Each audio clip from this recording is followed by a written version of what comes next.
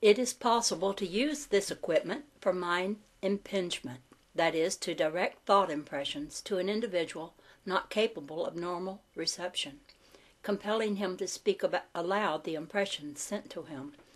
But this is never done for negative purposes, but always for the highest good. Yet, suppose that rulers of a nation on this earth, ruling supreme over all other nations, came into possession of similar machines, and used them with evil intent, forcing the people to bow down beneath their reign like robots. Let us refer to the book of Revelation, chapter 18, 16 through 17. Verse 18 has aroused more controversy than almost any other verse in the Bible. The number of the beast is the number of man, not a man, that a being an interpolation. The number 666 is the vibratory number of the octave of vibration along which man's thoughts travel. The basic vibratory thought octave of mankind is 666 million millions. In other words, this is a universal thought octave of all mankind. Each and every man forced to submit to an operation would have individual connection or vibration along which this universal thought octave can travel, and would have its corresponding or like vibration in a machine, which would also be stamped with his individual number or mark. The ruling council would direct at will the actions and thoughts of all subjects attuned to the tiny machine in the great scientific laboratories. This could very well come to pass while the Antichrist is in power. There is more than one faction trying to influence the minds of men in order to rule them. It has already been announced over TV that Russian scientists have made a successful experiment inserting a tiny box into the brain of a human being, thereby controlling his every thought and action. All this depicts a frighteningly possible near future under totalitarian thought control, in which there would be no room for things of the spirit. Man, through the law of cause and effect, has brought negation into his world, and he must combat and remove it. Without question, he has now entered into the time of trouble so often written of and so long prophesied, Armageddon. We are now being confronted with turbulent conditions preceding the final terrific struggle of the Battle of Armageddon. During that final phase, the Antichrist will be dominant. Great changes will take place on the earth's surface. 1/2 or more of the population may be destroyed, as foretold. Only the righteous shall stand. Those in the light will survive. Signs and portents are all about us by which we might know what to expect, and our brothers of neighboring planets are proffering their assistance. No peace parley nor council of men or nations, however powerful, will ever prevent war, destruction, and chaos. We must recognize that man has an unrestrained, destructive principle in his being.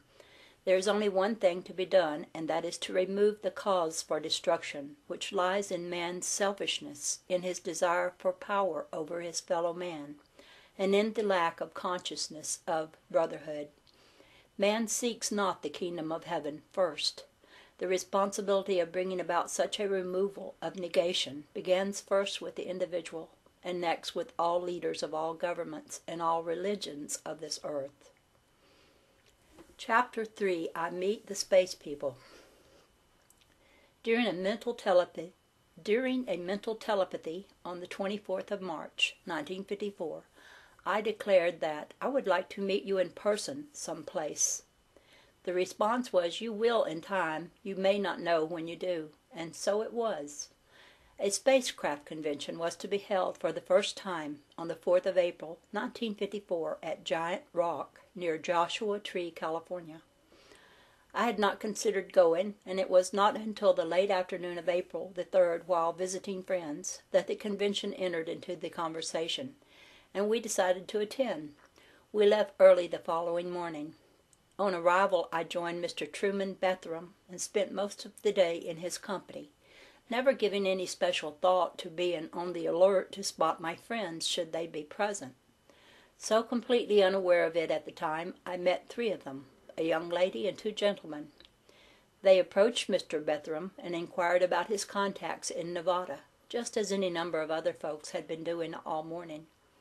However, up to the time of this interview, I had not entered into the conversation or been in any pictures that were taken of him. Now, however, I was asked to step up and have my picture taken with him, as well as being questioned about my visit with Mr. Bethram in Overton, Nevada. The cards, in a manner of speaking, had been laid on the table face up, but I overlooked the jack-in-the-pot at the moment I should have trumped it. How did these perfect strangers know I had been in Overton with Mr. Bethram, since he had not mentioned it to them or to anyone else he had spoken with? In the late afternoon, on rejoining my wife, we were quite inclined to suspect that both of us had met them, though not at the same time. This experience of meeting them without realizing it disclosed to me that it is profitable to be alert, else one can miss a great deal of life. The man who is ever observant is the one who gains the greater knowledge and understanding.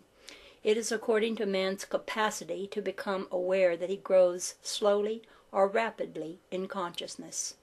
If he is not aware or conscious of a thing, it does not exist for him, for he is separated from it, and the less he is aware of, the smaller the world he dwells in. These 3 extraterrestrials from the planet Pluto mingled with the crowd at the Rock, indistinguishable, so like us they are, and no one recognized them or was in the least suspicious of their identity.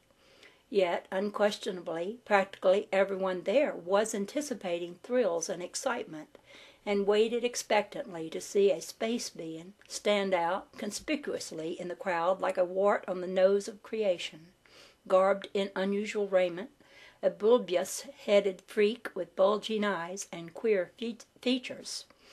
However, a true seeker would have quietly searched for very different qualities in the person he might suspect of being from another world. Our meeting with them at the convention was later verified by a message received by the inner voice, for the first time, which registered upon my inner ear. The voice was of a pleasing tone quality, clear and distinct, and disclosed, "You know by this time you have met us. You did not recognize us. Your wife, though very observant, met us when she least expected it." I now took the opportunity to ask if it was so that women of Earth are not contacted, and why. Our sister from Pluto, whom I shall henceforth refer to as the Lady of Pluto, informed me that this question had been asked of them before, and that it would not be answered until the proper time. From this one gathers that there is a time for the ebb and a time for the flow, a right time and a place for all things, as well as a reason for all things. She did explain that by the laws and customs of men on our planet Earth, women have long been looked upon unfavorably as the weaker sex and unfit for men's work, and men have been considered the leaders, but that women are the stronger by far, and that there would be little difficulty preparing the women to do their part in improving world conditions. As time goes on, more women will have professional careers and more authority in our government, holding high political offices, which will result in changing some of our present laws and thereby helping to avoid much destructiveness and conflict. She went on to say they contact the men because men of our government and scientific world will not fully accept our women, heed or pay attention to them. Most of our scientists will be difficult to teach because they will not humble themselves and begin all over on the foundation that the basis of all science lies in the control of the laws of vibration. This is not to say that the entire fabric of science need be discarded in order to begin all over. It is that she indicated our scientists are going to have to reconstruct every scientific theory and become cognizant I can't say that word, of immutable law that governs the universe and to which man must eventually conform. Not one premise concerning the structure of matter is based on fact, but what has been learned through experience should be utilized as a stepping stone to a broader field of knowledge and wisdom,